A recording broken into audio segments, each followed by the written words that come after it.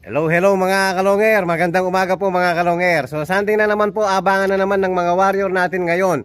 So MPFL training po, Tayug, Pangasinan. So parating na po yung ibon yan mga kalonger. Na-release po ng 6:45. So time check 7:50 na. So may isang oras na po, parating na ibon natin yan mga kalonger. So first lap po ng A-Rock sa pan race po mga kalonger. Pero hindi tayo sumali dahil nga mahihina pa yung mga ibon natin. Hindi ko pa nakikitaan ng talagang yung pag-uwi nila na normal mga kalonger. Puro late yung mga ibon natin sa MPFL. So abang na po tayo, parating na po yung mga ibon natin.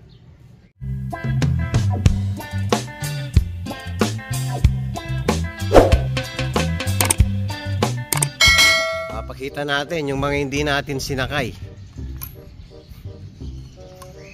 May mga iniwan tayong ibon mga kalonger dahil nga ito last training, last sakay nila.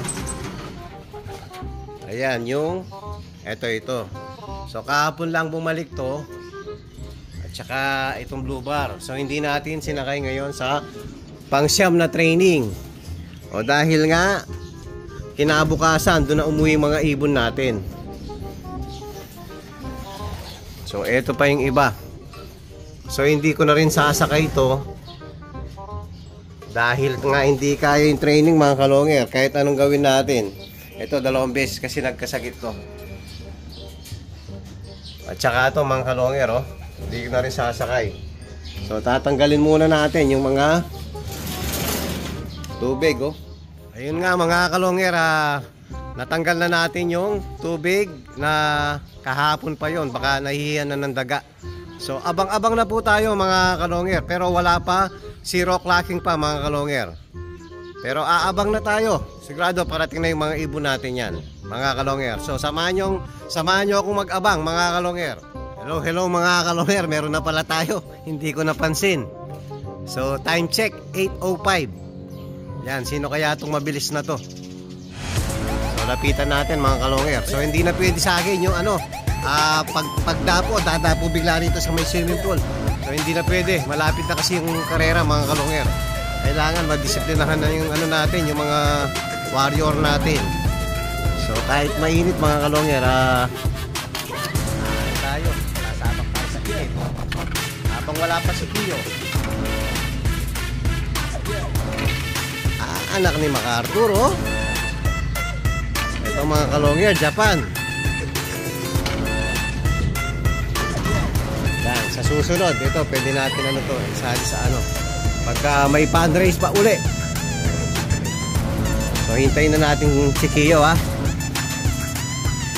bago kita bigyan ng pumapares to. Hen pala to mga kalonger. Ito sa gustong mag-abil mga kalonger, hindi ko na sasakay to. Hen to, sure hen na. So abang pa tayo mga kalonger. So 8:05 breakaway yung ibon natin. Dito tayo sa may silang, mainit. Yan po mga kalonger, dito na lang tayo aabang muna. O yan, may mga dumadaan So abang pa tayo ulit. Ayan, meron ulit mga kalonger. Hindi natin nasasabayan sa video. So kilala ko na to, si MPFL. So Tacloban yung magulang na isa nito, Tacloban finisher mga kalonger. Ito mabait to. Pagdapo dito sa diving board natin, diretso agad pasok. Kung natatandaan nyo to mga kalonger, linaban ko na to nung 4 months siya. Tapos inatras ko nung Tagudin.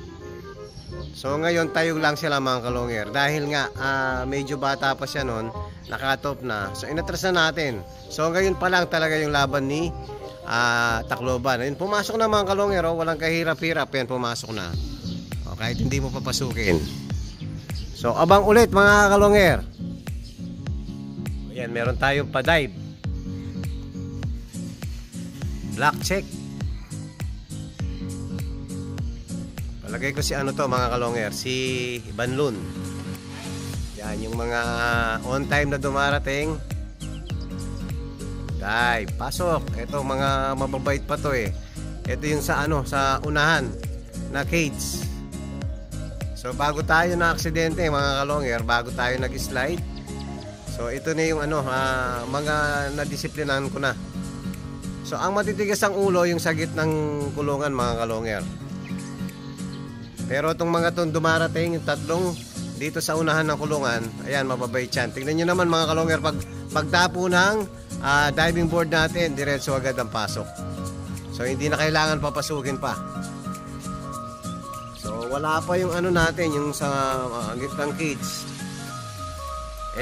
Last time po, nung last training, sila halos yung nauna. So ngayon, palayo ng palayo, so nakikita na natin kung sino talaga yung may potential, sino talaga yung may malakas ang katawan. So yun yung mga aabangan natin na pwede natin ilaban talaga mga kalonger. So abang tayo ulit mga kalonger. Naman tayo pa-dive mga kalonger. Ay, ito sa gitna sigurado to. Dumapo sa may bakuran. Ayun oh. Ito yung sabat ng matitigas na ulo. Ayan, tambay muna. Nakaharap na sa may swimming pool mga kalonger oh.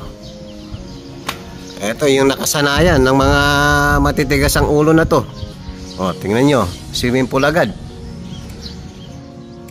Ay, hindi pwede yan. Shhh. O, balik sa bakod. Wala pa kasi si Kiyo mga kalonger. Hindi natin pwedeng habulin. Ito kasi nakatungkod tayo. Ayan. Hindi natin mahahabol. So, paika-ika pa tayo mga kalonger. O, sa lukuyan nga. Nagpapagaling muna tayo. So medyo madalang ang ano pagdating ng mga warrior natin.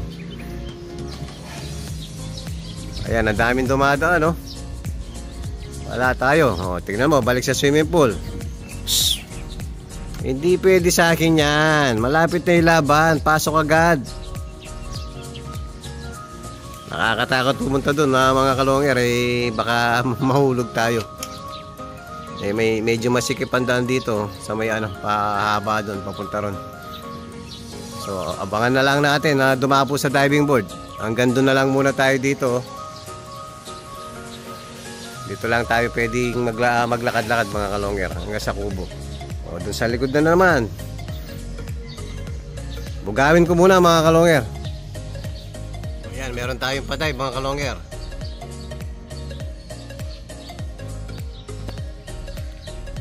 Checkered na white feather. So Javier, cross na sablon. Yun, papasukin natin. Yung isa mga kalonger, matigas ang ulo, ayaw pumasok. Pasok agad. Bawal tambay. Pasok. Bawal tambay. Saan ba yun? Pasok, ayan. Sa gitna yun mga kalonger. Yung isa lumayo. Balik tayo sa silong.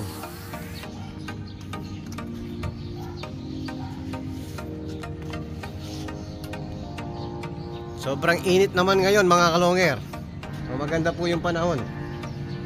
Kaya lang yung tanda ng mga ibon natin, yun yung bundok ng Arayat, medyo nakatago. Yun ang pinaka-landmark ng mga ibon natin mga kalonger. Sana makawin ng maayos yung mga ano natin. Sana makumpleto yung mga BBC natin mga kalonger. Second lap sa Derby, third lap sa Panrace ng Montero mga kalonger. So abang tayo ulit mga kalonger. Hello mga kalonger.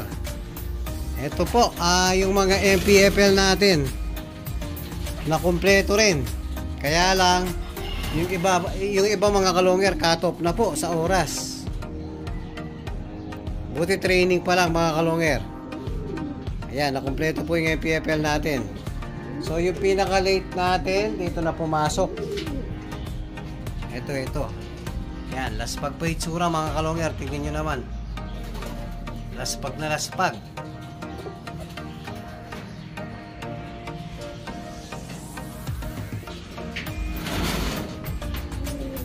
Napakaganda ng ano natin, no? Grisel natin, no?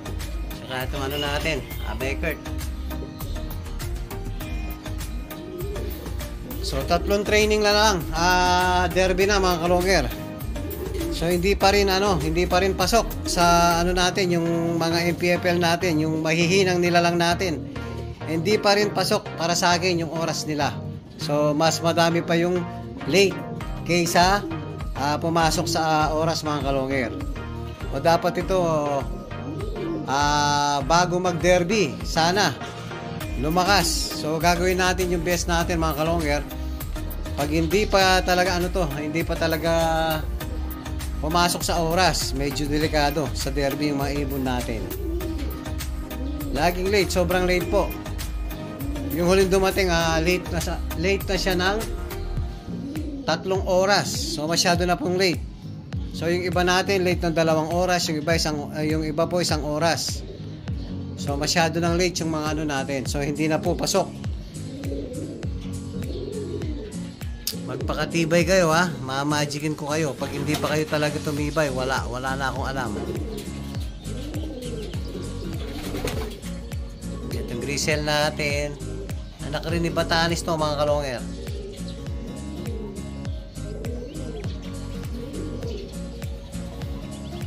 Ito anak ni Javier Piniser, cross ng Sablon.